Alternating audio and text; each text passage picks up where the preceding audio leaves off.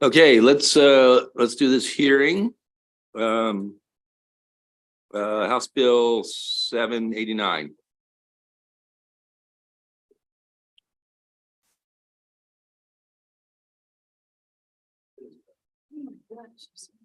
Good afternoon, Mr. Chair, Mr. Vice Chair, members of the Budget and Taxation Committee. For the record, my name is Josh Paper. I'm the Chief of Staff to Delegate Dana Jones. Come before you today to testify on HB 789, a bill that would make alterations to the Catastrophic Event Account, or CEA, allowing funds to be used by units of local government.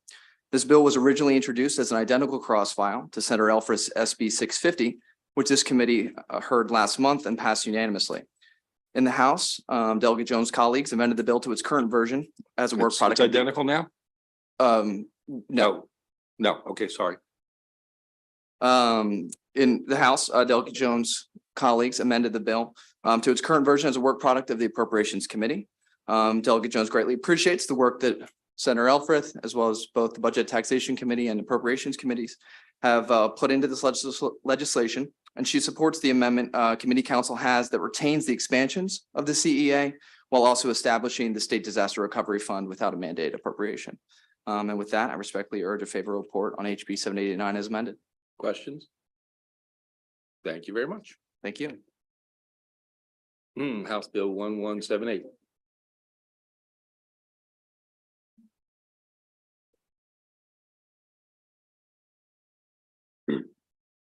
Good afternoon, Mr. Chairman, members of the Budget and Taxation Committee. For the record, my name is Ryan Wojciechowski, presenting on behalf of Delegate Mark Fisher in support of House Bill 1178, entitled Calvert County Length of Service Award Program Benefits.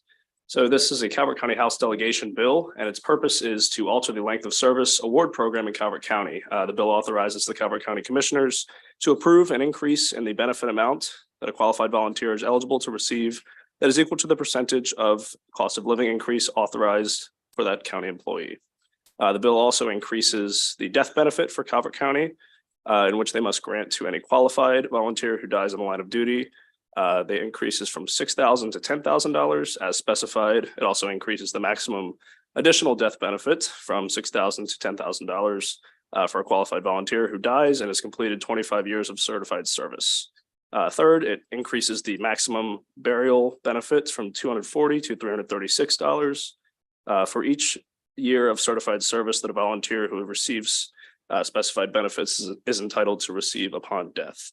So essentially, the Calvert County has a all volunteer fire departments. I think one of the few, if not the only county left in Maryland to do so. And this bill would essentially just allow for them to receive further benefits for their service.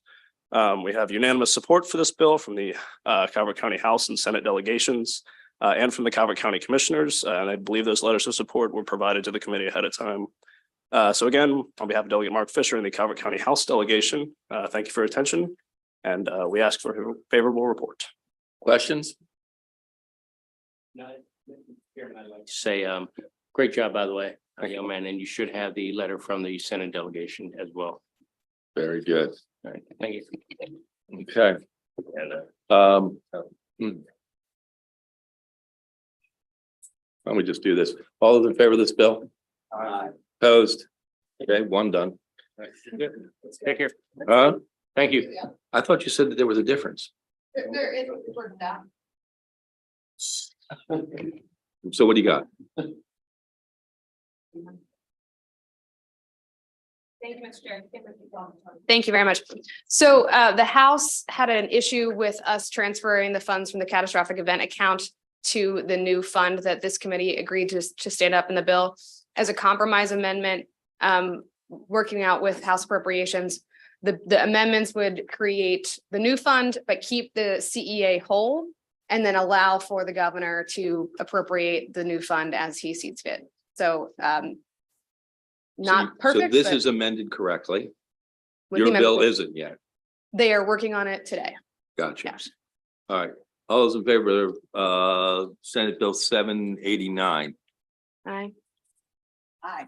Opposed? Thank you. Okay. So always one in the crowd. Let's just knock out a couple more till we get everybody here. Before we move on to some other stuff.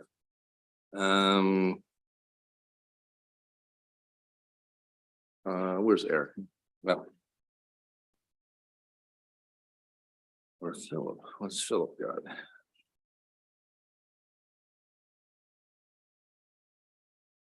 Got some, Philip, you have 424? yeah, and I've also got some pension ones that need amending. Okay. Why don't you do the pension ones real quick? All right. First one is Senate Bill 420, House Bill 424. House bill. Is it 1 year already or that's separate? Should be on there already. There's a Senate 424. There's also a House 424. Yep, got it. House bill 424. 424, this is the pension bill, dealt with the dead non-vested accounts, not earning interest when somebody comes back to work and they can't withdraw it. The Senate had made that retroactive, consistent with previous legislation. The House did not. So, however, the House did pass the Senate bill favorable. So the amendment would put the House bill in the posture of the Senate bill, which you all have already passed unanimously. You good with the Senator Jackson? All is in favor as amended? Aye. Opposed? Okay. House Bill 803. Can you see where the other members are, by the way? Give you a chance. Thank you. House bill what? House Bill 803. This is a joint committee on pensions bill. It was dealing with the system's administrative fees paid by the participating employers. The process is being altered. This is a technical correction just to clarify the certification of those fees for the upcoming fiscal year to the participating employers. So what about our bill? They fixing it over there? They're going to be doing this on your bill too to make a match. You go with this, Mr. Senator Jackson? All right, all's in favor? Opposed? That's amended, yes. And go back to House Bill 541.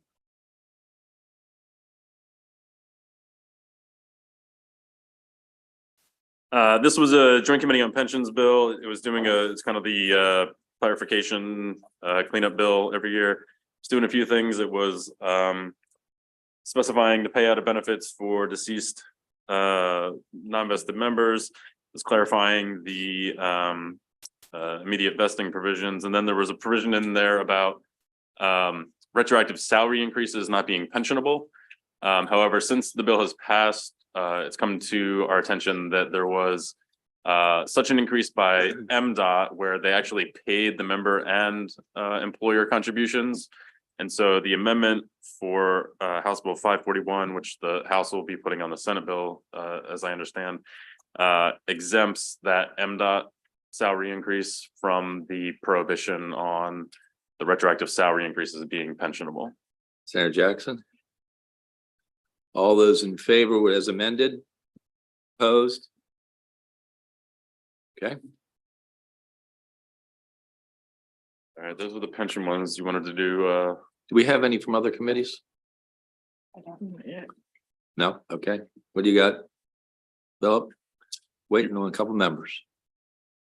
Keep working through this. Nice to see you, Senator.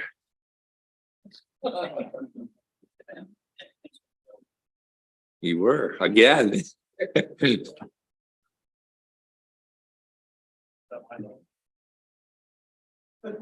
If you have more. quick Philip, ones. what do you got? Anything quick? Yeah, I got some quick tax sale one. Okay. House Bill 21. Yep. So this authorizes an owner of owner occupied residential property to request from the tax sale certificate purchaser the current payoff amount. And that the payoff amount should be provided by the holder and be valid for a period of 30 days. And then also requires email addresses to be included in the contact information for the certificate purchaser. Now these tax sales, there's like 4 of them here from the chair on the House side. We don't have any. These are not cross-filed. I think they were possibly like departmentals, but because of the change in administrations. Okay. Yeah. folks have a feeling about this bill, but all of these bills were needed to pay attention for just a minute and make sure that we're good with these.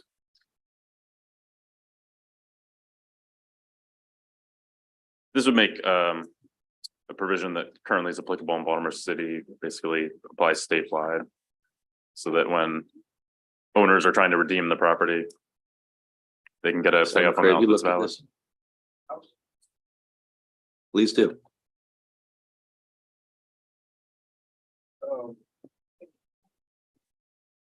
Percious, thank you as always, because obviously you're the subject matter expert and guru and help me navigate these spaces. I just looked through the list of folks that did testify. Was there any merit in what folks was bringing up with House Bill 21? I don't know that it is. I just wanted to ask you that though. I don't think there was any opposition when it came over here. Okay, because I can only see it the way it's showing on me is when I guess it was in Ways and Means. Well, some of them say B&T, Yeah, but none of them did written testimony. It was only thing I could see from the unfavorable was oral testimony. So that's all I was asking. right. No, when it came over here, there was no unfavorable on the witness list. Okay.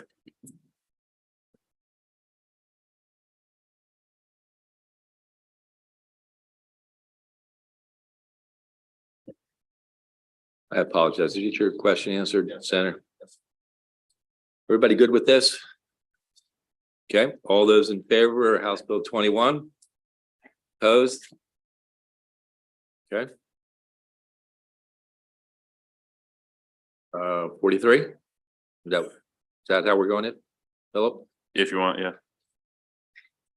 House Bill 43 requires each county to set up a process for property owner entitled to any remaining balance when the property is sold at tax sale. And the process must be applied uniformly for all claims of balances within the county. Doesn't require court order unless there's a dispute regarding the payment balance. And then within 90 days of delivering a deed to the purchaser, the collector must notify the prior owner of any excess balance. So sometimes when the properties go to tax sales, the bid is more than the outstanding taxes there. So there's a balance left that gets distributed. Sometimes. What's that? Sometimes. Well,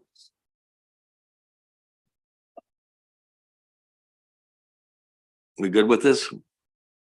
All right, all those in favor? Opposed? 57? 57. 57 would repeal the current time limit requirements for a tax sale to occur and instead leave it up to the local jurisdictions on when properties have to go to tax sale.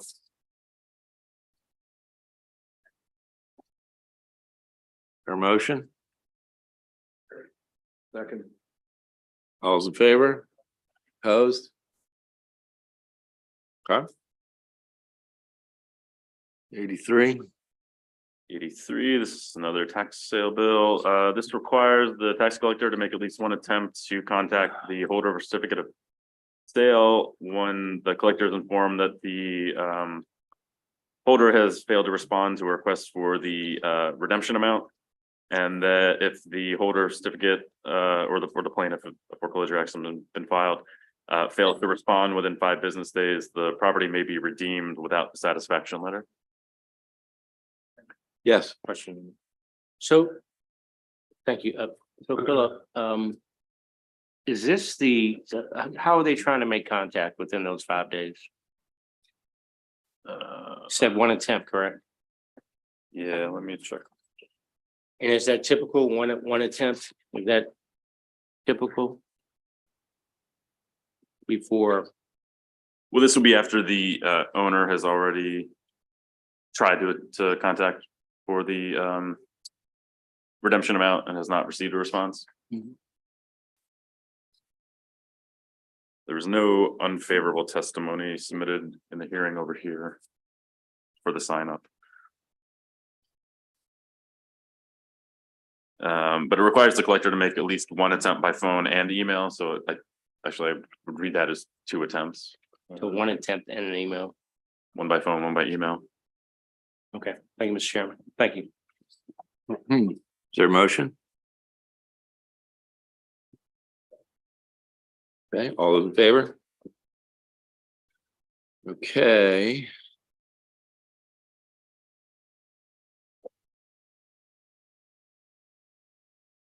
All right, let's go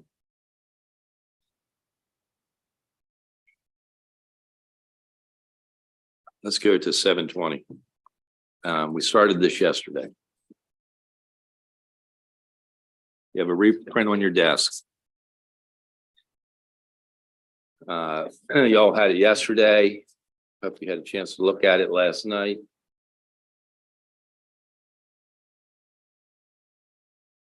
This is regarding the future of the racing industry in the state.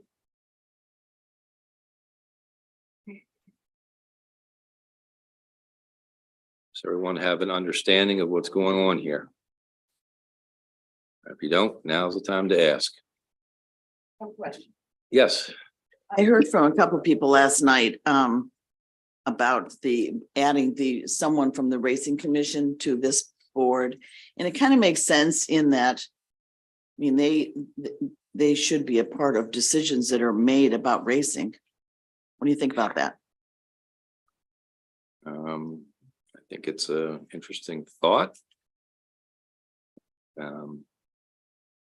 But let's see what everybody thinks about that. Okay.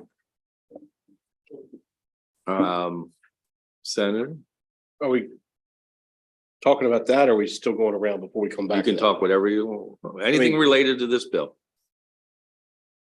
To me, I mean, I don't know why we wouldn't have somebody from the Racing Commission on there.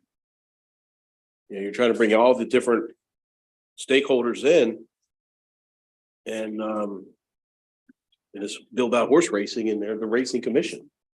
So I think you should have somebody. My understanding is it may be a problem as it relates to the fact that they could end up being a licensee or operator. But we maybe get a better answer out of, we have some folks here who may have some more knowledge on that. Every member of the commission, licensee, or I don't know. But we will talk about that in a minute. Whatever other issues, bring them up. Okay. Senator McCray. Thank you, Mr. Chair, and you can clarify this if you can. So not only does it deal with horse racing, but I'm assuming that it deals with the facilities that the horse racing operates out of. That's right, training facilities and such. Yeah. That is correct. So that was my understanding too. And when I looked at this bill, I couldn't vote for something like this in the posture that it's in because I just don't see where the community, the folks that are directly impacted, because it's in their footprint where their vote is or where they have a vested interest. And I do believe that they're probably one of the most important stakeholders, but I didn't see them in the membership of the authority. And that's problematic for me because I think that's where the foundation should start off of. Okay. Any other questions? I'm going to ask Bill Cole to come up. He's been facilitating the negotiations on the future course of racing and has been in contact with all the stakeholders, including the governor's office and Maryland Stadium Authority Chair and the presiding officers. He's probably got the most in-depth knowledge of all this. Mr. Cole, you've heard these couple of questions. Certainly help us out.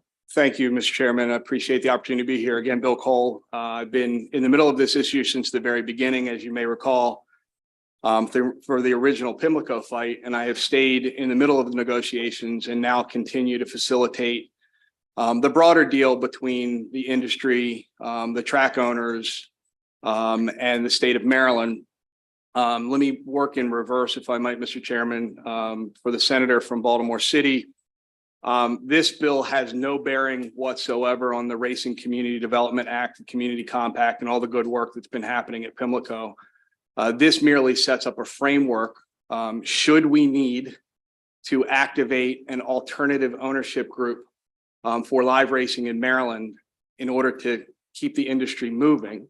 I think you all heard yesterday or have heard that the current operating agreement between the track owners And the horseman expires on June 30th of this year.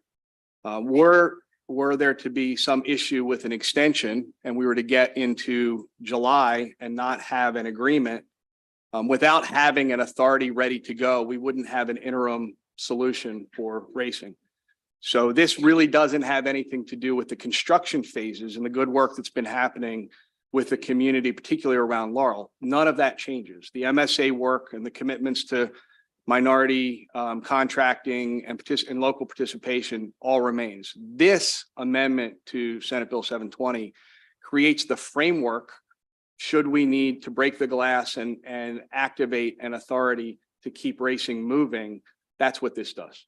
So now to the second question related to the Racing Commission. So the Racing Commission is a very valuable regulatory body.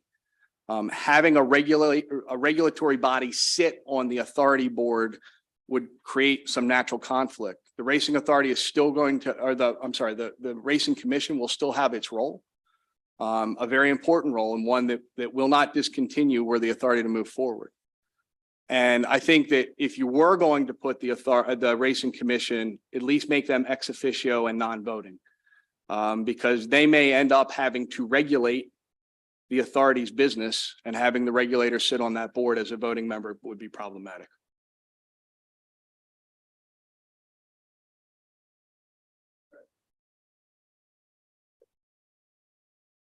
It's always good to see you, Bill.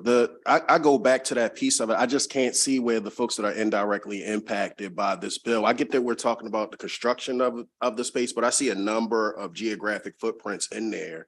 And I think that whenever we create any type of authority, those that are going to be impacted are indirectly helping to make and bring the decisions to fruition. I think that we know a number of the historical undertones within those respective communities.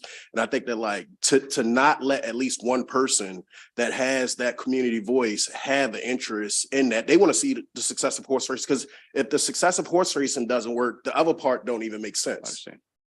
So, Senator, if I might follow, you're asking for representation on the authority. Is that what okay. I think it will be appropriate, but I see a number of interests. I see the business, I see those folks, but I'm telling you, like, we've always overlooked or not looked at the folks that are indirectly impacted. And I think that's part of the problem when we're making decisions. I wasn't clear on your initial request. Makes sense. How do you think that would look? There are 9 members listed in the bill. How would you suggest that be handled? I don't really, I mean, we don't want it to be unwieldy. I mean, the Stadium Authority Board, I think, is now sitting at 9. And it has a House and a Senate member. I should acknowledge I'm the Senate member, so thank you for that. The Stadium Authority Board, but I think creating a body that's equal size to the Stadium Authority would be appropriate. And if you need to change the makeup to include, a member of the community to represent. The problem is we have 3 facilities, right? We have the Bowie Racetrack facility, we have the Pimlico race course, and we have the Laurel race course. So you've got 3 facilities. And I think you all have read the various reports by Medco and Maryland Stadium Authority about the challenges we have encountered at the Laurel Park facility. And we're in constant dialogue with the county executive there.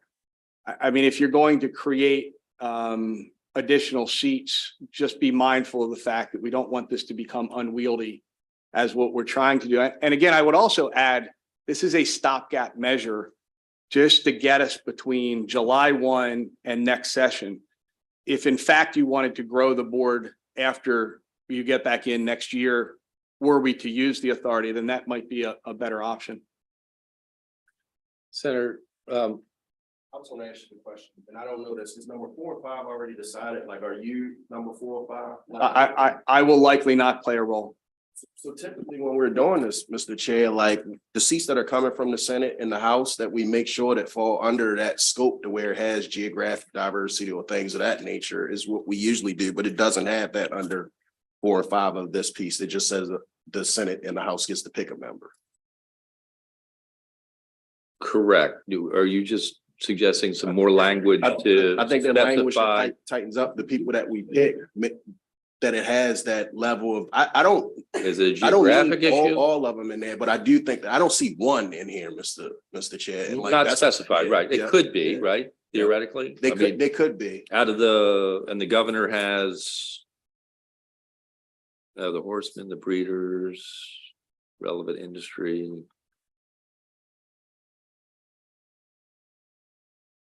But I do see where we can put lanes in 4 and 5. Okay. What I was gonna ask if you thought, and I was thinking if we had to go to the, 3 communities, if you will. If at this point in time, given what Mr. Cole's saying about the need of filling this gap. If it would be enough, because I'm inclined to go with the ex officio member on the racing commission. If you would think with 3 members, ex officio would be appropriate. What do you think about that, Mr. Cole? That'd be great. Do you think that works for you? Okay. Senator Bailey. Thank you, Mr. Chairman. I'm sorry, I was testifying in another bill and I'm sorry I got here late and I'm just looking over this. Is the Standard Bread Association, are they represented? I think the 2 seats on the authority board were MTHA, Maryland Thoroughbred Horsemen's Association, and the Breeders. Breeders. So, no, this is about thoroughbred It's racing. about thoroughbreds. This would have no bearing on standard breds, from my knowledge. Yeah. So all 3 tracks are all 3 that we're talking about only deal with thoroughbred racing? That's correct. Right. And how about the track that was done away with in Prince George's County? Was that just? You talking about Rosecroft? Yes. That's still operating. I can't speak to that because I don't have any, I don't have any interaction with that, but Rosecroft is still an operating standard bred facility. Okay. In a bill we did earlier, we, as you may recall, the bill that I had, we talked about sort of provisions there about what might happen if that were to close and the impact and the number of racing days. So we address the standard bred separately from this. Okay. Other questions? Senator Benson. Who currently owns the Bowie Racetrack Course? All 3 facilities, Senator, owned by the Stronach Group indirectly through the Maryland Jockey Club and their Oh, subsidiaries. it's the Maryland Jockey Club. Correct. Correct. So they're the ones that are going to negotiate the agreement of giving the training center to the city of Bowie. That's correct, Senator. If you recall from when you all passed the Racing and Community Development Act several years ago, one of the conditions was that the Stronach Group, through again its subsidiaries in Maryland, were to donate the land at Bowie to the city of Bowie with a shared use agreement with Bowie State University. That language was added very late in the bill with the strength of your delegation, as you recall. And all this does is delay that conveyance for a year to allow for more work to occur. There have been some challenges with that conveyance. And one of the major challenges is we haven't been able to move forward with the rest of the project. So all we're trying to do is align that conveyance with the resolution to both racing and the construction side. But everything that you intended to do back in 2020 remains. All this does is move the year for the conveyance out 1. It is my understanding that there has not been an agreement or a plan that's worked out between the city of Bowie and Bowie State University. That's actually not, they've been working very well together. So there is. Oh, they've been meeting regularly. So the 2 groups, the city of Bowie and Bowie State University, are actually working very well together I'm on a glad to joint hear use that. plan. The issue has been related to environmental concerns at Right. the That's site. the other thing. And again, this year buys us the time necessary. It also provides a little bit of money to do some environmental testing. This amendment gives you a little bit of money for environmental testing on the site. But the original goal of a conveyance remains true. Okay, good. Thank you. Other questions?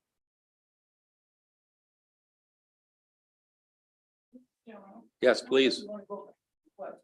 the senator indicated, why is it that there's no representation from from the homeowners association? Why isn't there more representation? Why can't we get someone from this community that speaks for that community? Because I do agree with the senator that yes, indeed, they're going to be impacted. There's no question about that.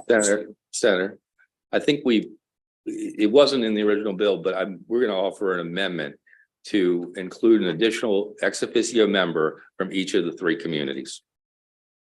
That sounds good to me. Okay. If that's agreeable with Senator McCray. Okay, thank you. Other questions? Concerns? Now's the moment. Senator Heddleman. I just have a question. How do you envision this authority interfacing with the Maryland Stadium Authority? Well, the Stadium Authority will ultimately be responsible for building everything. And that's been the goal that this body, this mandate from this body, the mandate originally was MSA would study, design, build. We've gotten through the study, haven't spent any money on design, and certainly haven't done any construction or demolition at this point. Stadium Authority would continue in that role. The only reason the authority would exist would be if we needed a temporary owner in place while we worked through the operations of Maryland Racing. And it may be that this body determines that the authority remains in control.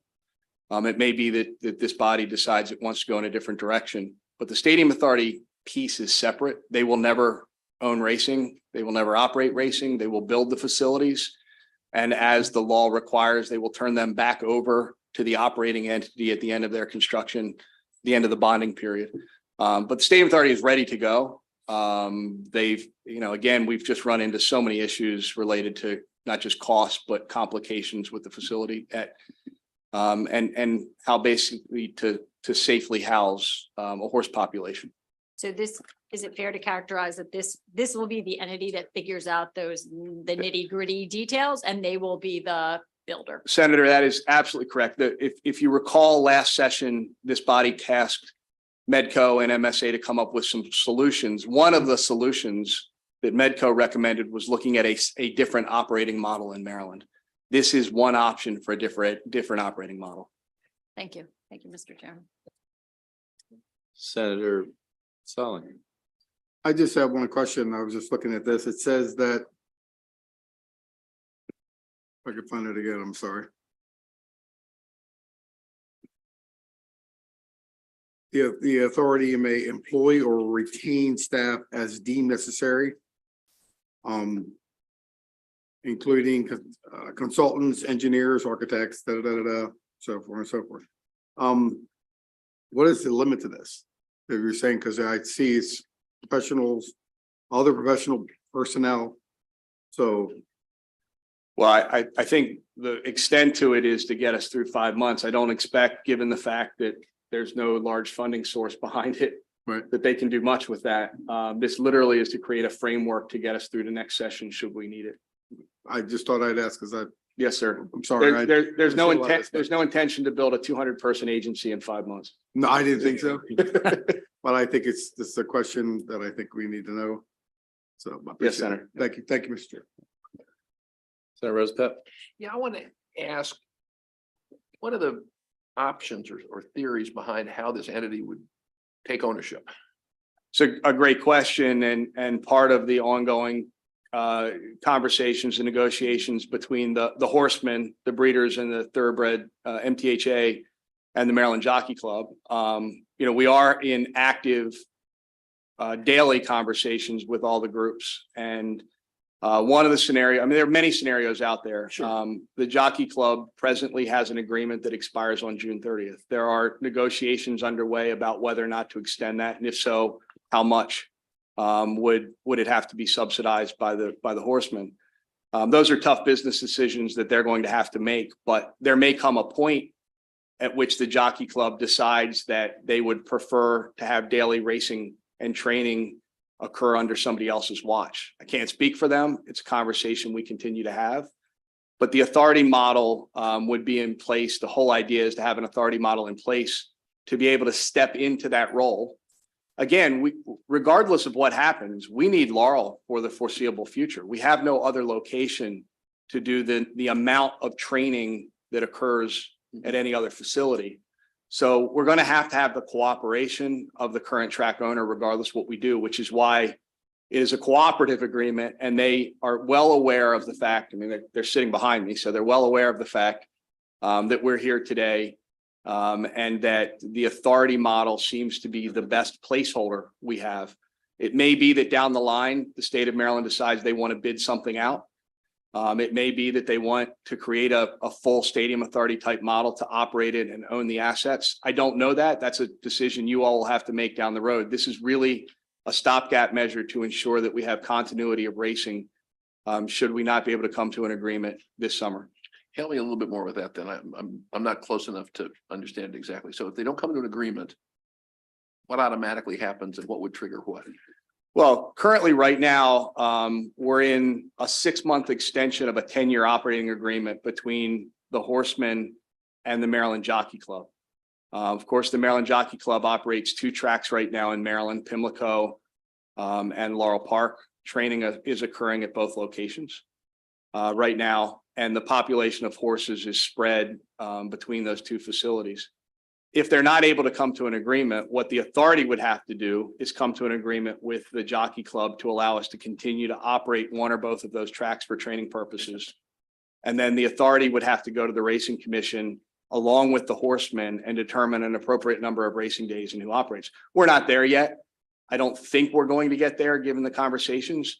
Again, the concern is that if we don't have this ready to go, given what we know over the last 3 years, and given the fact that we only did a 6-month extension, or they only did a 6-month extension, if we don't have an apparatus available and we get to July 1, it could be a problem. And you all won't be in session. Yeah. And so that's why we're here. Okay, thank you. Thank you, Mr. Sir. Senator Zucker. Thank you very much, Mr. Chair. Bill, always good to see you. Just had a question. It looks like the effective date, unless I'm misreading it, is October 1st. Is that too late, or do you need it earlier? That might have been a drafting error, and I'm not going to look over my shoulder. Okay. I think we probably do need a July 1 effective date for that. Thank you. Is that correct, Deneen? It's June 1 for that section, and section 5 is October 1st. So that would be, So the stuff that we need covered is set for June 1. yes. All right. Not a drafting error. I apologize. Good question. Always good to check. Any further questions? I'm going to suggest an amendment that adds 3 officio members, ex officio members, representing each of the 3 communities. And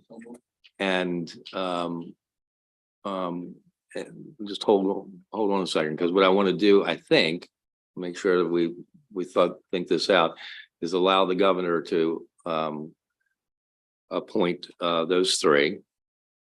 So I'll start with that. All those in favor? Opposed? Okay. And then an additional member from the Racing Commission, but I think we'll let them decide amongst themselves who would be the member. Okay. All the ex officio again, yes. All those in favor? Opposed? Okay. So we now have an amended bill. Any further discussion on the bill as amended? Please. A question. I mean, just in terms of the ex officio members from the neighborhoods, I mean, I think we want to be fairly specific. Like I know around Pimlico, we want to say Park Heights community, I believe. Or, I mean, how specific do we want to get? Sorry. I mean. Or. I mean, Just wanna I would say- think that the governor's people could figure this figure out, this out. but I don't know if we want to. I understand it's pretty clear Park Heights, but I mean, but I don't have a problem with specificity. I would assume that they would know the neighborhoods, but if you want to say within a certain mile radius of the effective facility, I don't know, Mr. Chair. What do you think? I'm fine with that. I think it's probably better to. Well, let me say this. It could easily be someone who represents that area too. So in other words, like if you think about the city of Bowie, It could be a council person that might get appointed. And that council person might not actually live within a certain area. So I just think I think it's probably better to trust the administration to figure this out. Okay. That's my gut.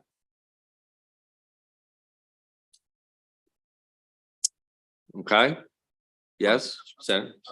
That's exactly right. I was just gonna think within the lines, within the district, in that area. Just to say, because people that live in the district in that area would be, I guess, would be described better. Just to say. Yeah, it's complicated in some areas. I know some frosts. I think I know they do. I'm gonna stick with what I've got. No, yes, sir. Okay, so we have actually voted on those two amendments. And now, on the bill as amended. Second. All those in favor? Opposed? We've got a unanimous vote. Thank you all very much. Thank you, Mr. Cole. Thank you. Okay. Let's move on to the next bill. 151. Yep. Okay.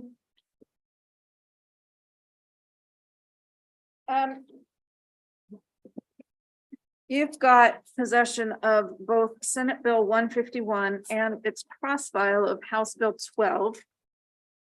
One of the reprints is on your desk.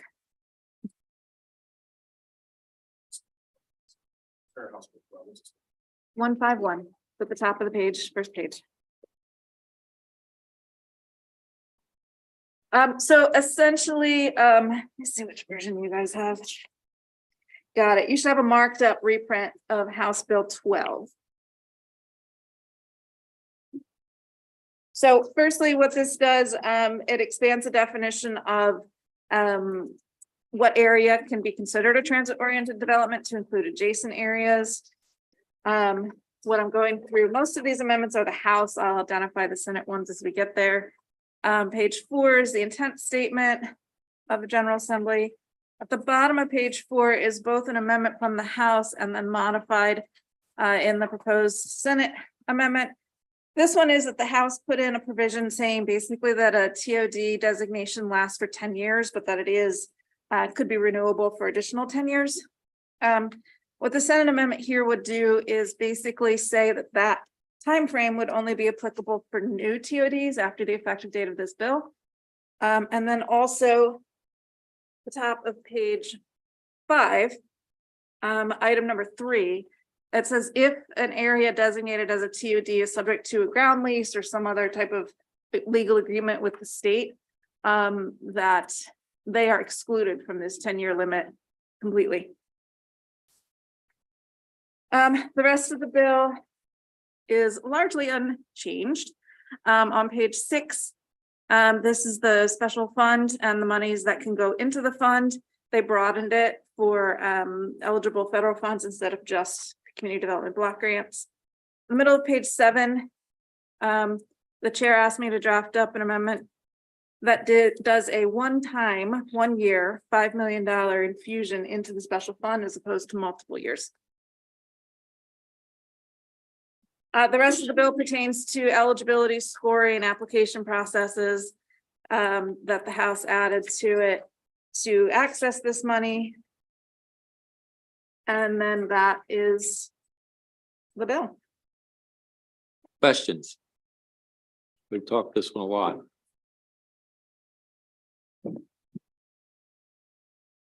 Is there a motion as amended?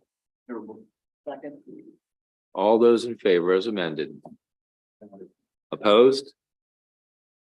Okay, So that was House Bill 12. You'll want to do the same favorable with amendment to make it conform to Senate Bill 151. as amended. All in favor? Opposed? Very good.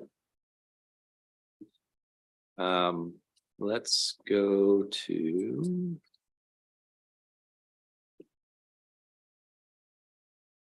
906. Okay. Okay, so Senate Bill 906, you also have the cross file for this one as well.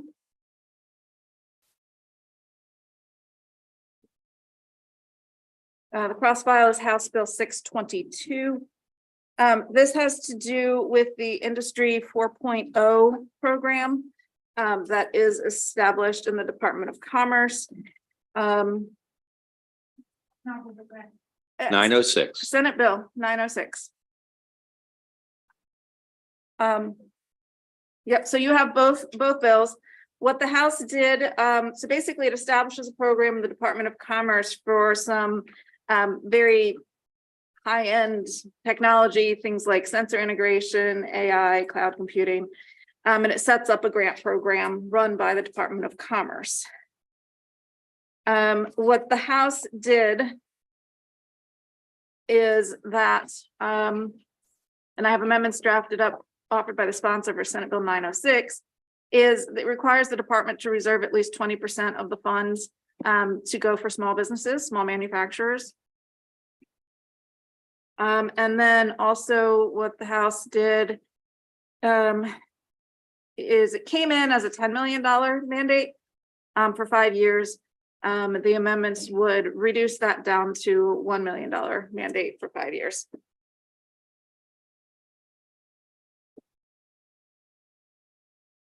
Sarah Roosevelt?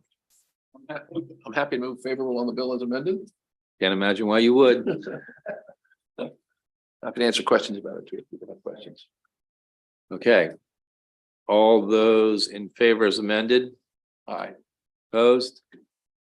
Okay, So if you like that, then if you wanted to move the House bill, that would be a favorable motion. Move favorable.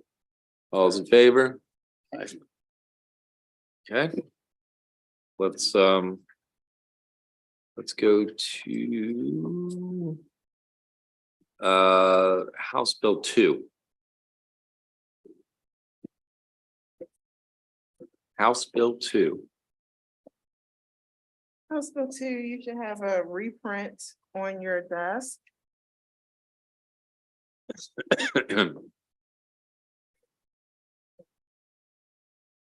House Bill 2 allows income tax subtraction modification for union dues. The bill passed by the House included an amendment to cap the credit at $250.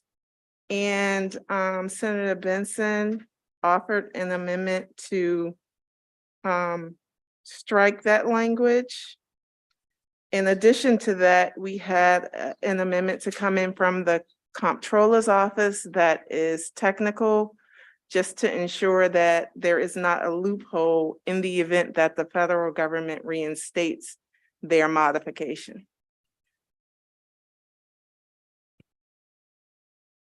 Oh, did we have this bill last year? We did.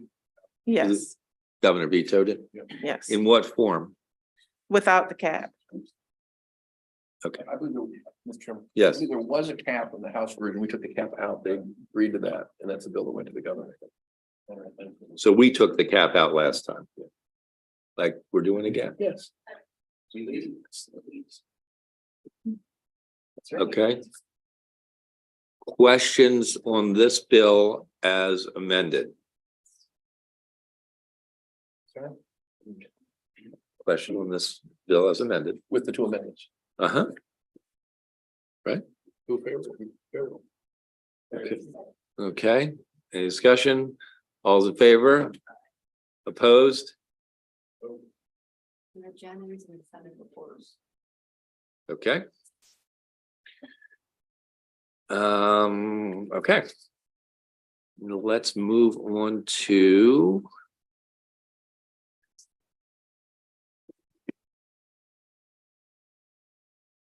let's talk about 547, Senate Bill 547. Senate Bill 547 came in as the administration's broadband expansion incentive act. As amended, this bill, Senate Bill 547, would require the Office of Statewide Broadband in the Department of Housing and Community Development to study and make recommendations on how to incentivize broadband service providers to expand to communities that are underserved. The House Bill, So this is, it's just a study at this, it's just a study. okay? And the House bill what? The House Bill passed as the study. Okay. And that's what these amendments put in the same position. Yes. Senator Rosenpep has a question. I have a question just to clarify, but the bills that originally came in actually had money in, it, right? Yes, but this is a study.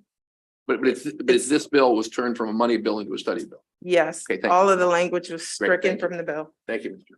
Senator McCray?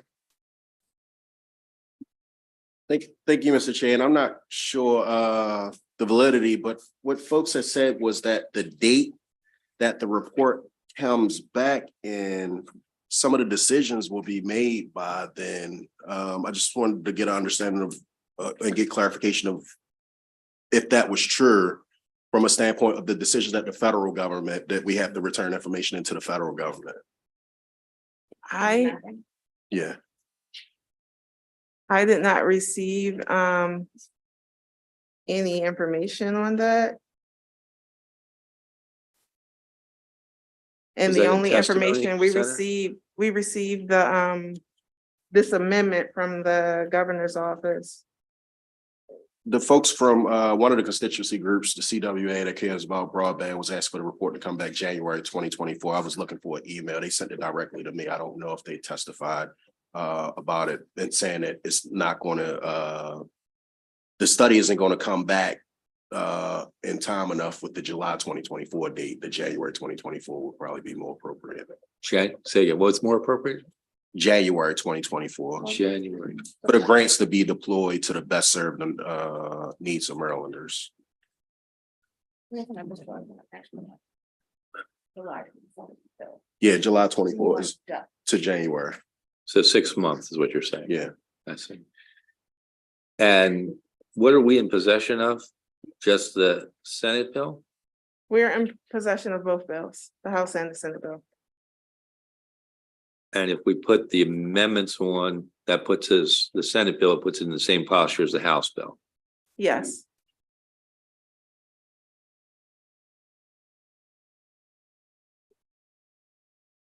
Is there an amendment out there?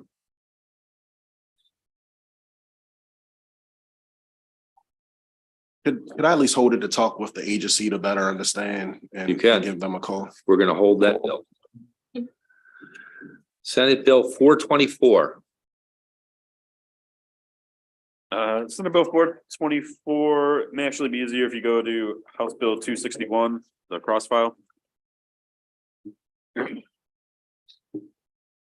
This is a bill that would require DGS to establish, this is related to the concrete construction materials, to establish acceptable global warming potential for each category of cement or concrete mixture used in construction of an eligible project. And then the bill also establishes a environmental product declaration assistance fund administered by Department of Commerce to award grants to producers of eligible materials to support the development, standardization, and transparency of those environmental product declarations. There are some amendments. The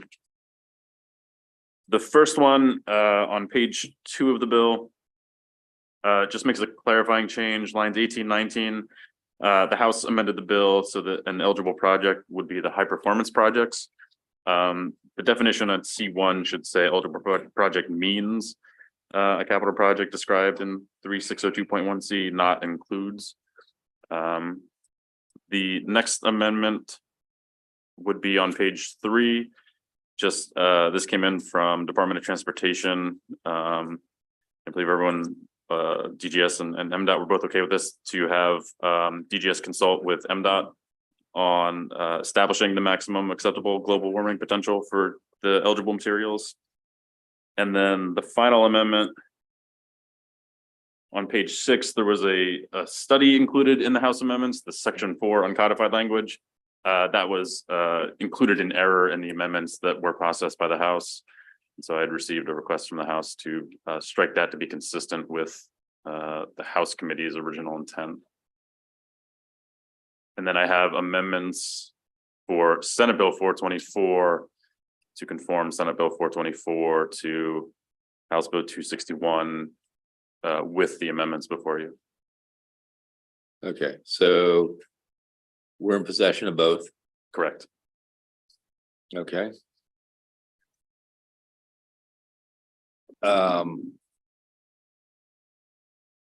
Senator? Thank you, Mr. Chair. The bill, as it came over and with these amendments, I think it's going to satisfy all of there were a couple opponents to the bill as it originally drafted. The small grant included in the House bill that came over would provide technical assistance to the ready mix companies if they want to enter into this market. But overall, I think it's a small bill that can have a big impact in terms of reducing our greenhouse gas emissions. So I'd move the House bill as amended and the Senate bill with the House amendments and the new amendments.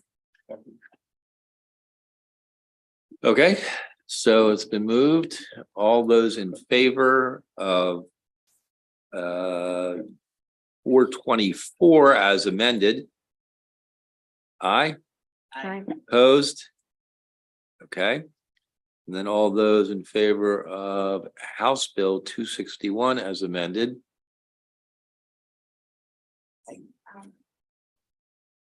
Opposed? Okay. Done.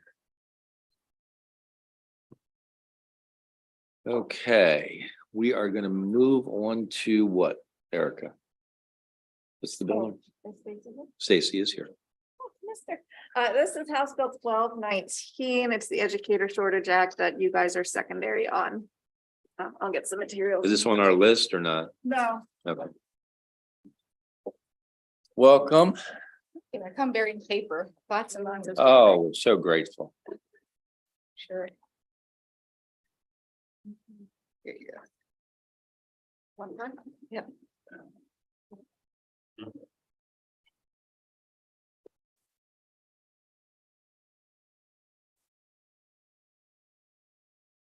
Yes, sir. Oh, they don't.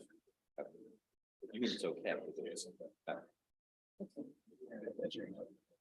Yeah. Yes, sir.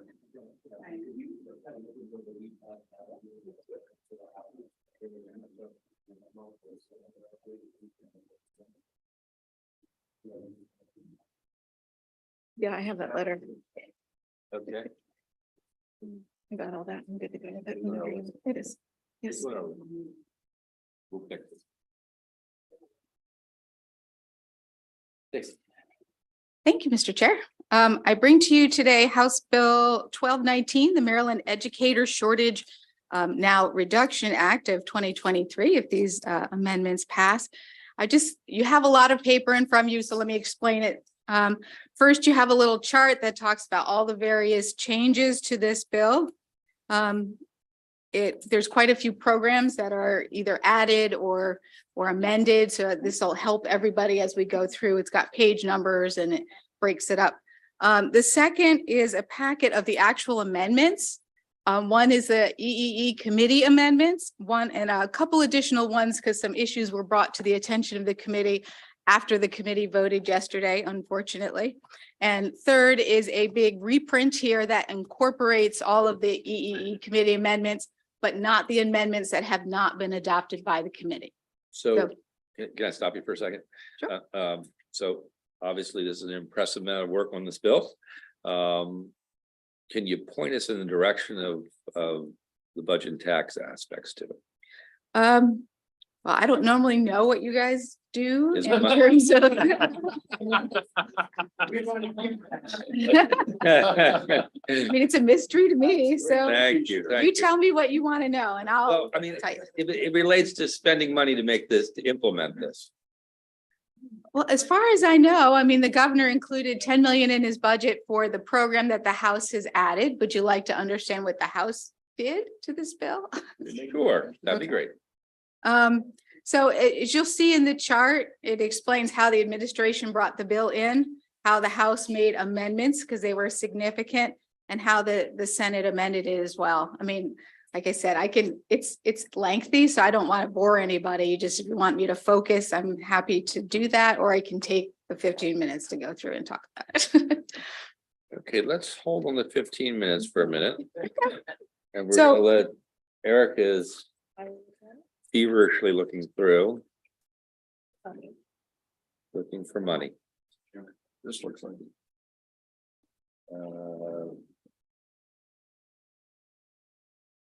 Teacher development retention program. Teaching fellows. Stores mandatory preparation. Oh, up there. Sorry, I apologize. Yeah, okay. Did you have, is that what you're gonna point out, Senator? Thank you. It does look, if you turn to page 2 of the chart, maybe we can talk about the teaching fellows for Maryland Scholarship Program. Certainly, that's on page 15 to 21 of your reprint, if you're looking.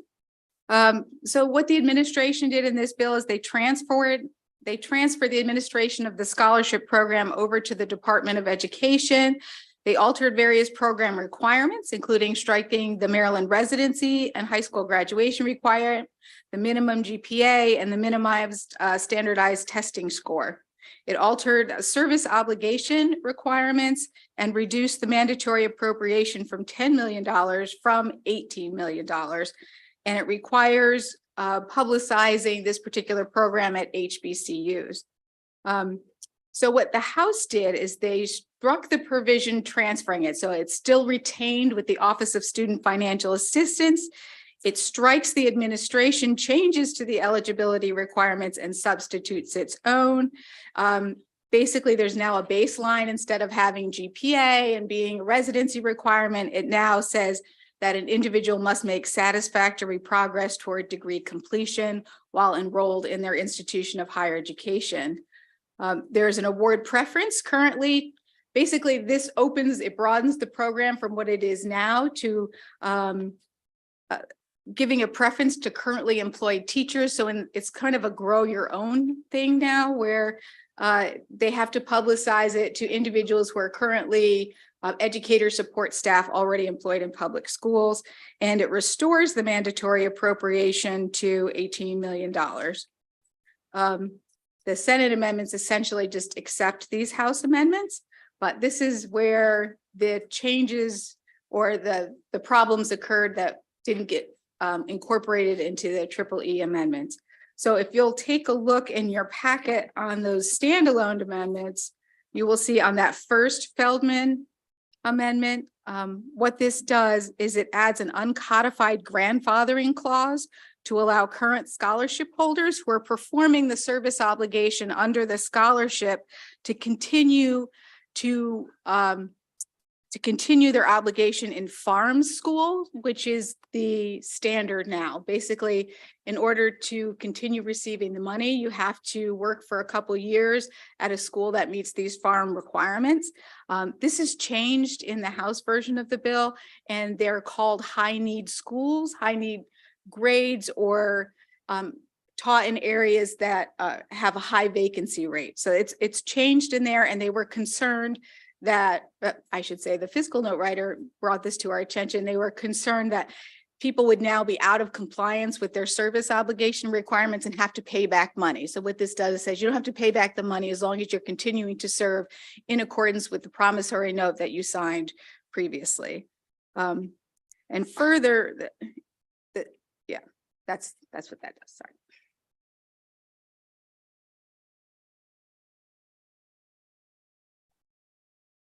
And Mr. Chairman, just looking through the bill, the only thing else that I'd flag as what might be germane to our committee is a $20,000 stipend or scholarship. Okay, so this is the big one here. So previously in the governor's version of the bill, they had a grow our own educator scholarship and related fund, plus an educator internship stipend program. The House struck both of those programs and substituted its own program, which establishes a 6-year pilot program to incentivize a cohort of students to pursue a teaching career. So it offers 2 stipends in this program. The first is a student who's enrolled in an institution of higher education, not necessarily in a teacher preparation program. They want to incentivize these students to go into schools and see if a teaching career is for them. So they call it a learning opportunity where the student would be placed in a school or go into a school and do some work. And then they would pay them a stipend. And hopefully we're basically saying, once you're in there, you'll like this and you'll change your major over to a teacher preparation program. If this student does turn to a teacher preparation program in their 4th year, and they're in what's called a teacher practicum, they would get a $20,000 stipend. Plus they have to sign a paper saying that I will perform a service obligation to serve for 2 years in a school. So. Not a minute or a minute. And related to this So- were amendments in that packet where the House realized that the bill did not reflect their actual intent.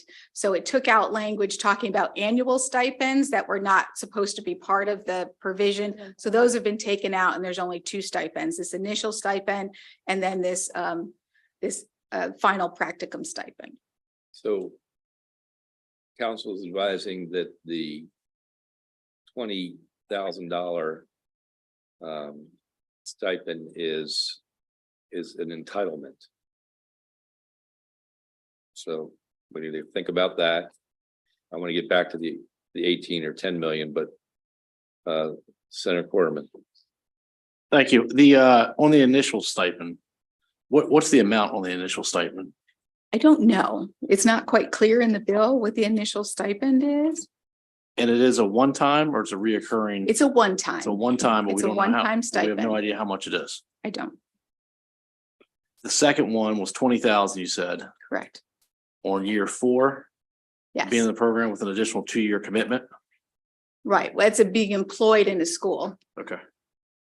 So I should note for you that the student has to be attending a particular institution, and that's defined in the bill as an institution where at least 40% of the students receive a Pell Grant. So that actually substantially pulls back the types of institutions where a qualifying student can attend to just a very few.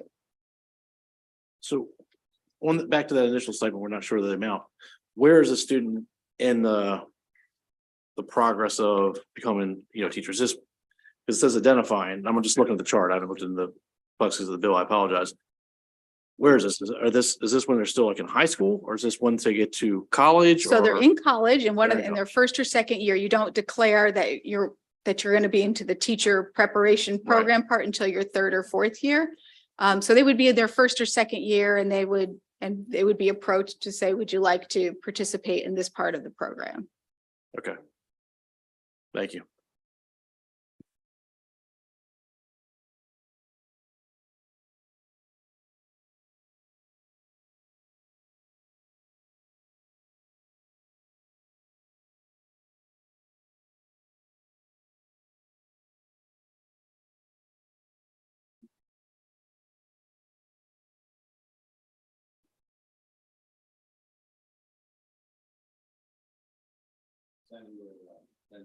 Yes, thank you very much.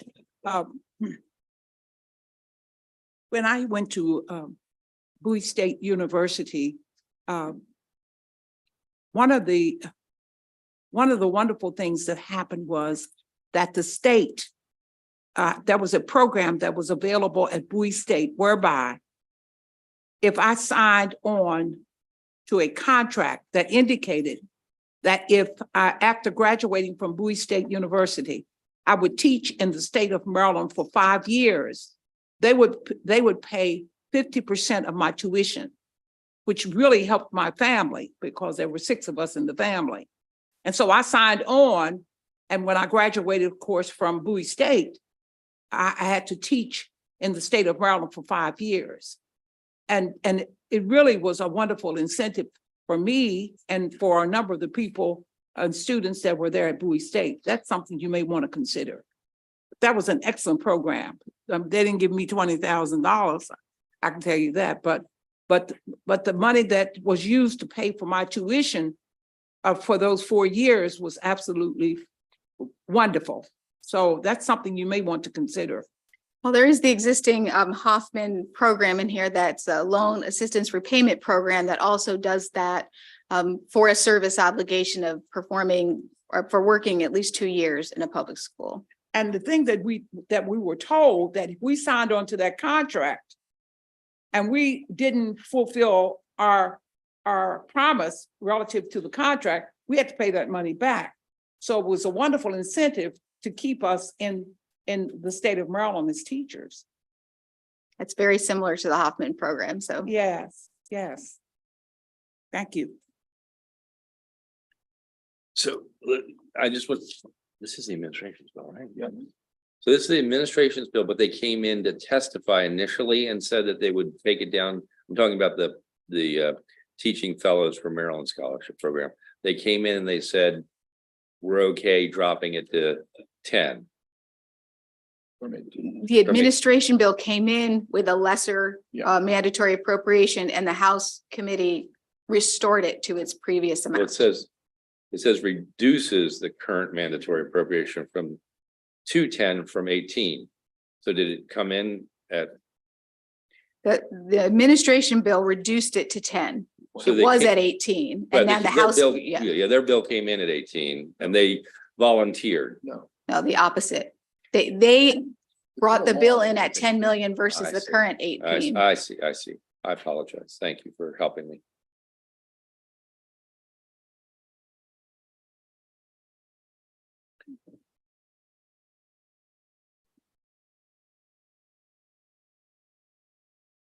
And I also How asked, are we, how's the committee feel about this? Are we following along with all these pieces? Senator, I'm trying to follow along with all the pieces. I'm trying to too. I think the motivation behind this is great. Yep. Obviously a big problem. And trying to figure out ways to get more people to go to the field with these various incentives, I think all makes sense. It feels like between the administration's original bill and the changes, it's kind of a grab bag of things and not quite a strategy. And even though we have confusion about what's an entitlement and what's not an entitlement.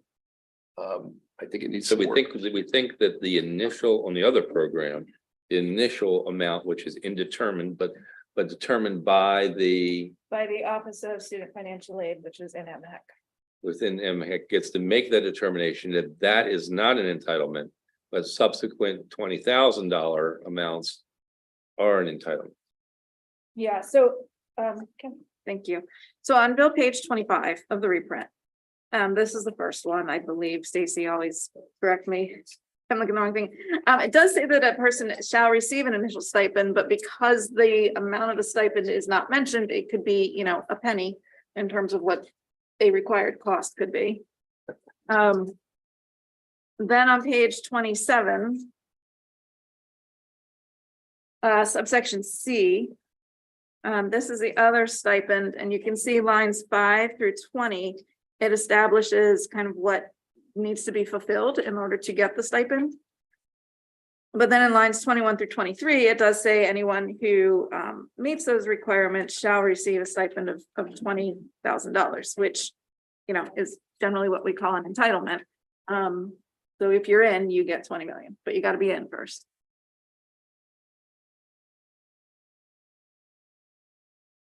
Subject to repayment if they don't fulfill their service obligation. Senator Roosevelt. Yeah, I mean, I think this confusion is a big problem. And the interesting thing about it's an entitlement with no amount for the first stipend. But your point about it could be 25 cents. I think this needs a little more work and conversation with the administration and perhaps with AAA. I think I agree, but I have two more questions if you still would like to ask them. I think we're gonna hold. Okay. All right, I think we're gonna hold and have a little more conversation. And thank you so much for coming in. We appreciate it.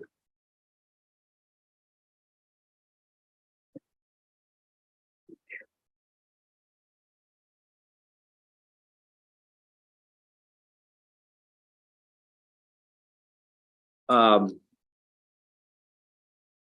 you what we're gonna do. We're gonna take a 5-minute break. And we're still gonna be voting. We'll come back We'll see, I'm gonna probably have a couple more bills to come back on, and then we'll go into capital. Okay, so, but we're gonna take a 5-minute break now. Gonna review the list and see what we absolutely have to do and move on from there. Okay, thank you all.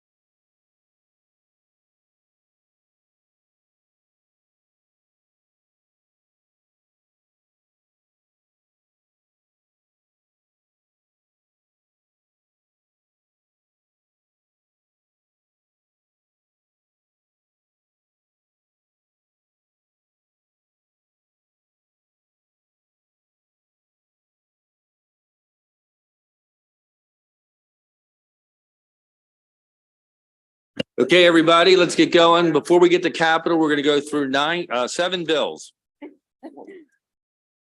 All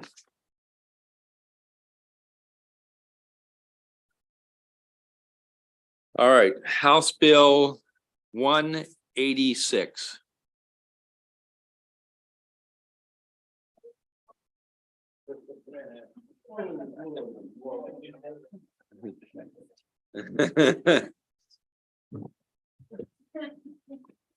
This is a cross on certain chairman's bill. We know what this is the VOCA bill. Oh, yeah. Okay. We need anything else? All those in favor? Opposed? I think Senator Alford did that on the floor. Okay, one down.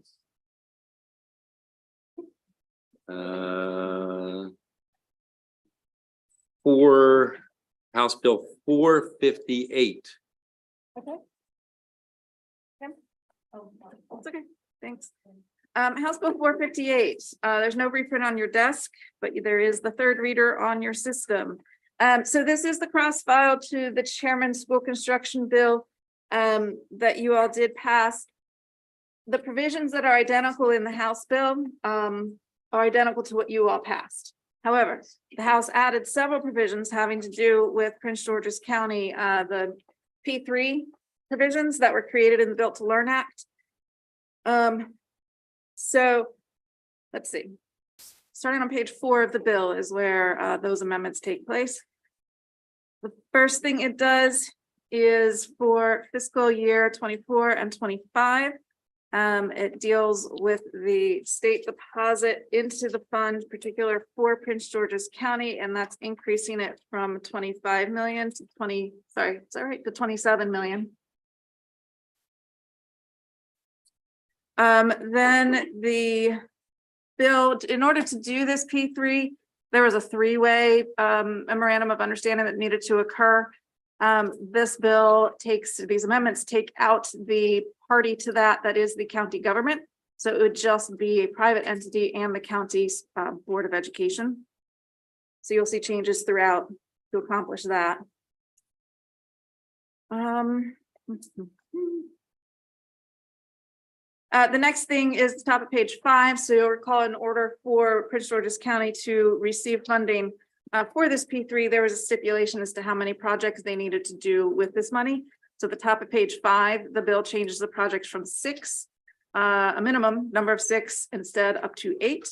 And then it requires that one school would have to have basically faulty steel. And so one project would have to incorporate fixing that.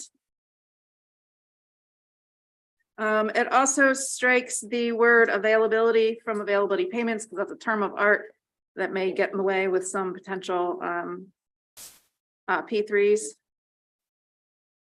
There is, now we're gonna let that go. The other provisions also begin on page 8. These are new things.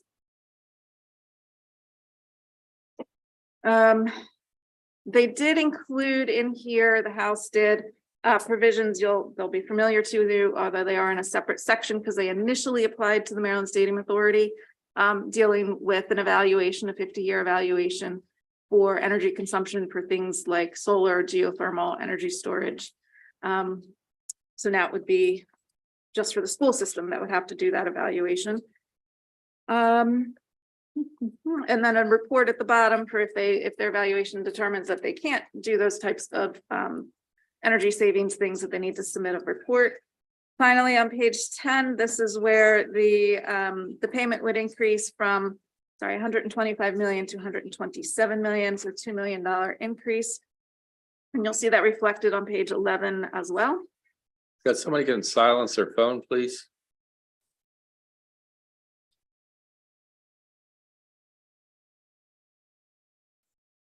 Thank you. And then finally, on the last page of the bill, apparently there is some money in the existing fund. So this section 3, line 28 just ensures that the initial $25 million that should have happened does happen via a budget amendment being processed. So that is the House bill as they amended it. I am aware of no amendments for the Senate for you guys to consider. So they have our bill there, don't they? Correct. Senator McCray. Thank you, Mr. Chair. It's a lot going on with the bill and most of us dealing with Prince George's. So, but like, can you give me a understanding of what is the supplemental public school construction financing? Yeah, so when the Build to Learn Act passed, two special funds were created that just dealt with both the operating costs for MSA to do the program, but then also for the debt service. So there's provisions in Built to Learn in current law that just deal with basically financing all of these projects. And there's different provisions to shuttle the money back and forth depending on what's needed. So that's what that is. It's the one for debt service. Okay. Is what that fund is. Okay. First George is happy. Okay. All those in favor as amended. Aye. Opposed? Yours is favorable. What's that? Your motion is favorable if you're not amending the House version.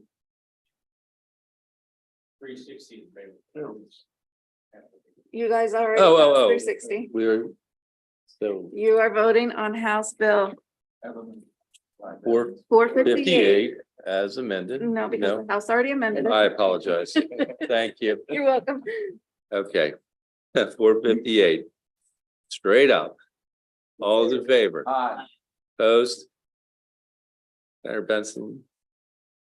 You'll take that one? Yeah. All right.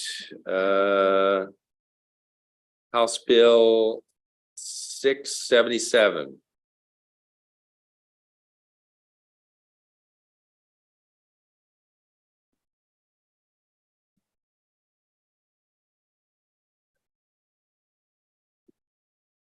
Chairman Clippender's bill, Pride of Baltimore. Second. Okay, any questions? All in favor? Opposed? Senator McCray?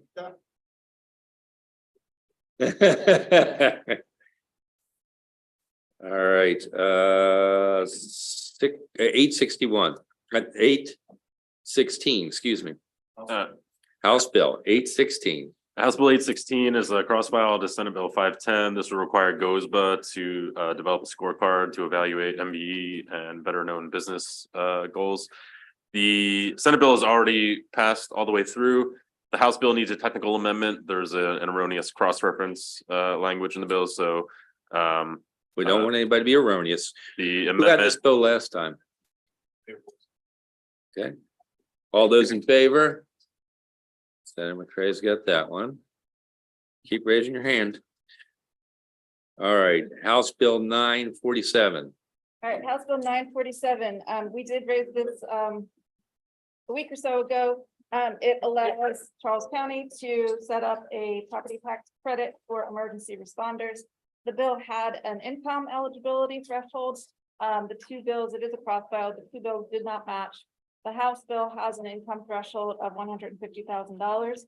I do have a letter of support from the Senate senators to go with that change, I believe is. So there's an amendment. It's not a change, my apologies. It's just different than what you all did in the Senate bill. Okay, so it's like it is right now. Correct. So House Bill 947 as is. All right, all those in favor? Okay, Senator Jackson.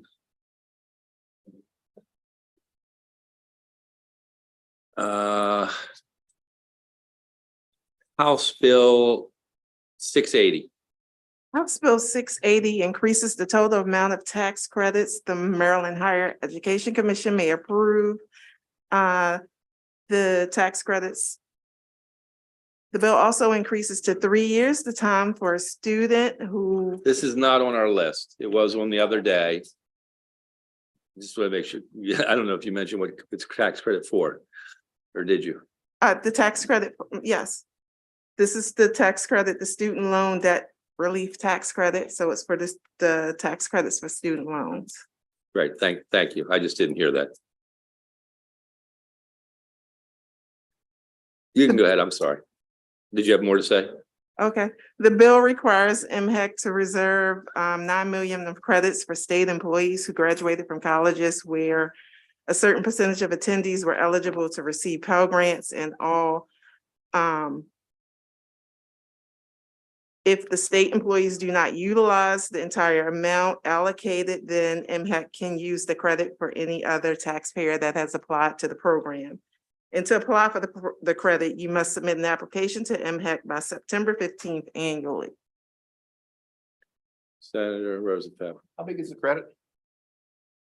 The credit can go up to, let's see.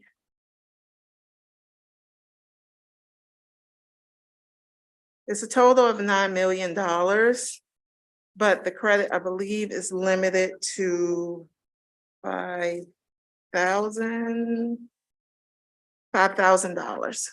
Great, thank you. That's question number one. Question number two is, which are the institutions that qualify?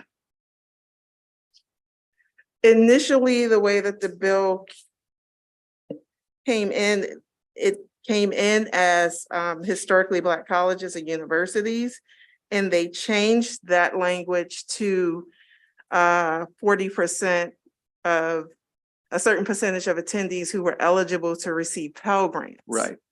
So the bill does not say. We don't know which they exactly are. which Universities. The fiscal are note doesn't say. included. I mean, I just don't know off the top of my head.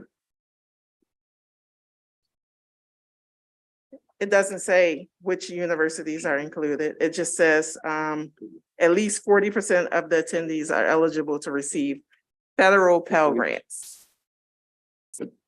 But there must be stats on that someplace. I mean, I'm not saying you have it in front of you. It seems like a reasonable question to know what we're doing.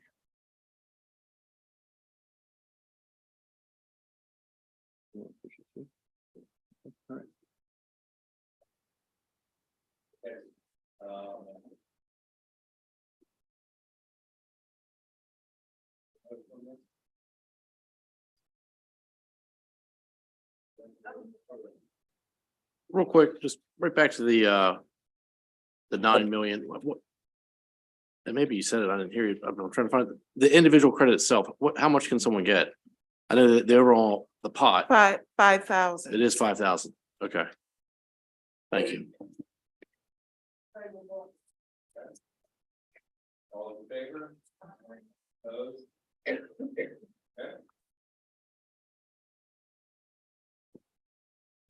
There's that.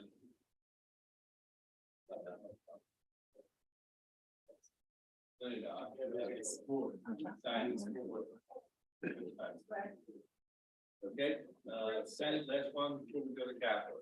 No, there are actually people out there. Senate Bill 311. Okay, Kim is going to hand out a reprint. This was recently completed. As a refresher, this is the bill that as it came in, it did two things as a result relating to the non-public placement program. Initially, the bill, so currently there's a funding formula that requires the county boards to give certain amount of funds to these non-public placements when a child of theirs is enrolled in these non-public placements. Above that amount, there is a current law statutory split of the cost between the county's governments and the locals and the state of 70%, 30%. The bill initially came in bumping up the state share to 80%. These amendments strike that provision. That was the majority of the cost of the bill. So these amendments strike that provision. However, on page 4 of the reprint, the bill initially came in with a requirement that MSDE adopt regulations to carry out that section. That remains as new language for that particular section. On page 5 of the bill, initially the bill came in renaming the program from non-public placements to special ed placements. These amendments put it back to the original name. It also, the amendments deal with the second part of the bill was basically the salaries of the educators at these non-public placements and how there's no parity between them and their counterparts in public schools. So this bill was looking to provide a solution for that, which under the amendments kind of begins at the bottom of page 5 and then on to the last page of the bill. So as the bill came in, the parity would have had to include both the salaries and bonuses. Under this amendment, the bonuses is struck. So it would just be a comparison of the salaries. We clarify who a non-public school is. Then in lines 4 and 7 on the last page, this is the requirement that the non-public school needs to provide. I don't know the different verb tense of parity. A similar salary for these teachers. It would be phased in over 3 years, beginning in fiscal 2024. There is some money in the fiscal 2024 budget to get this moving. I believe it's $3 million. Then let's see so again, I mentioned that there's the initial funding that is provided from the county boards. If the bill states that if that is not enough, if their existing budget is not enough to provide these salaries, then the state and the county governments need to share in that additional cost, which could vary from center to center.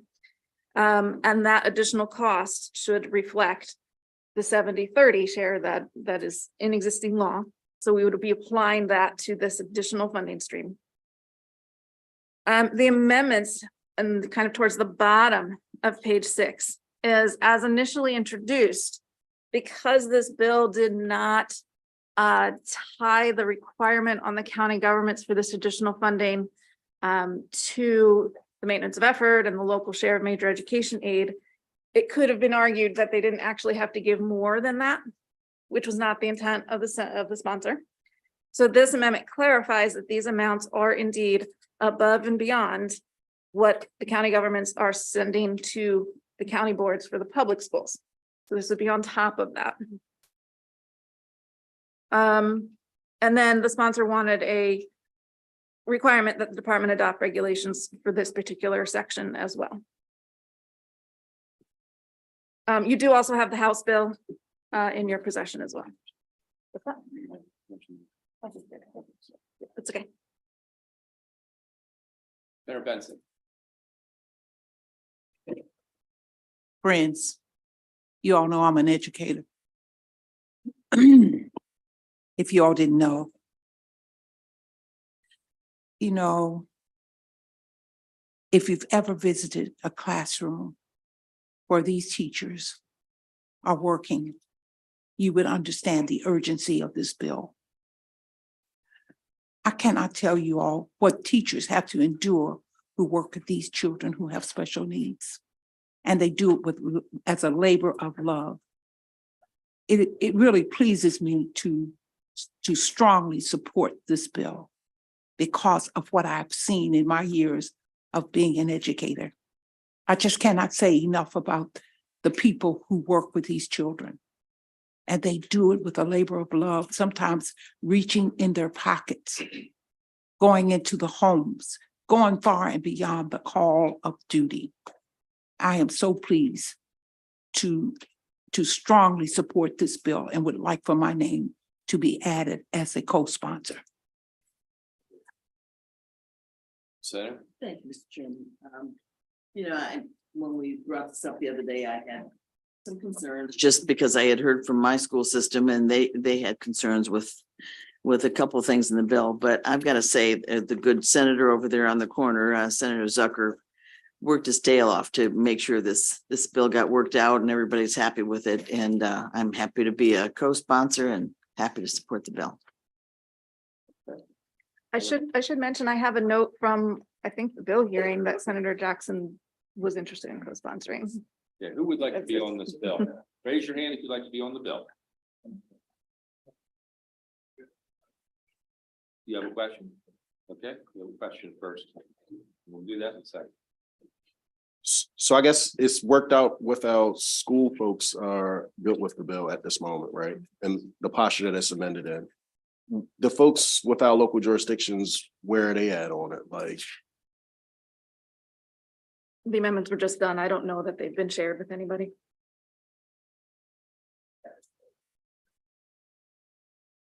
In the amount of money. correct me if I'm wrong. So they will need to put in the local county, city governments will have to put in more money to get up to a level that is in parity or close parity, I guess, to the salaries that are paid in the regular schools. Because we believe that the teachers certainly are of equal value. And the children who are being taught in these special situations deserve teachers being paid at the same levels. Yeah. And for further specificity, it's teachers of similar training and experience. So there is more of a one-to-one sort of matching than just a general average. Right. So those jurisdictions will have to come up with the money on the same formula that exists today, the 70-30. So all they're doing is they're doing the same amount in percentage wise of committing to it to that the state is. We're putting in 70%, they're putting in 30%. Yeah. And let me just finish up because the last part, what is that wrong? No, go ahead. You tell me where I'm wrong. So the existing, let me read and make sure. Yep, you are indeed correct. Okay, I am right. I'll take that. I'll take that. I'll take that. And the other sort of distinction, sort of the benefit, if you will, to the county's city is that the money is not going to be subject to MOE.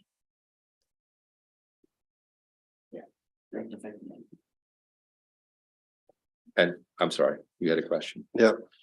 I'm going to be taking a pass on this because I don't know how my local jurisdiction is going to. I just want to say I wholeheartedly think that folks should be paid appropriate wage. I come out of a labor union, but at the end of the day, like I know my city came for help with Carowin because we couldn't do it.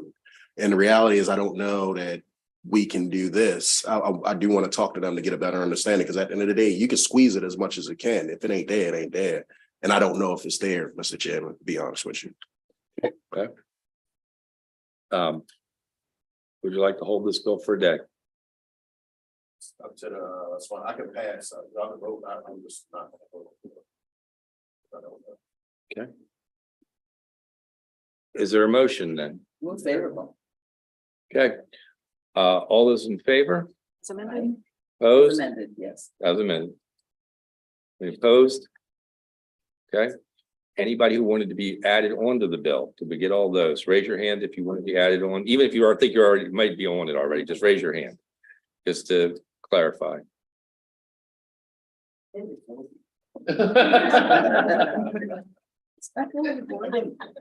Okay, I think I got everyone. Okay, All right. All right, whoa, break. all right, all right. Okay. Do you want to do the House bill as well? Sure, what do we need to do that? Favorable with amendment. Just as, Favorable with amendment. oh, favorable with amendment, okay. House bill now favorable with amendment. House Bill 448 is the cross file. All those in favor? Aye. Opposed? Mark me and abstain. Absolutely. Okay, I think that is it. We got all 7 of them. All right, we're gonna. Oh, right, let's go back to that real quick. That was Senate Bill 547. And we're gonna shift it to January 2024. This is the broadband to have the reporting date moved up 6 months. Okay, everybody understand that one? All good? All those in favor? Opposed? Okay, thank you all very much. Is that for House Bill 551 as well? And also for House Bill 551. All those in favor? Aye. Very good. Okay. We're gonna switch the system. Okay, 5 minutes and then we'll start capital. Thank you. And thank you to everyone. Thank to particularly the staff. We worked very hard to move that. You move that stuff very quickly and I appreciate that. Also to all the members. And that's about it. Thank you.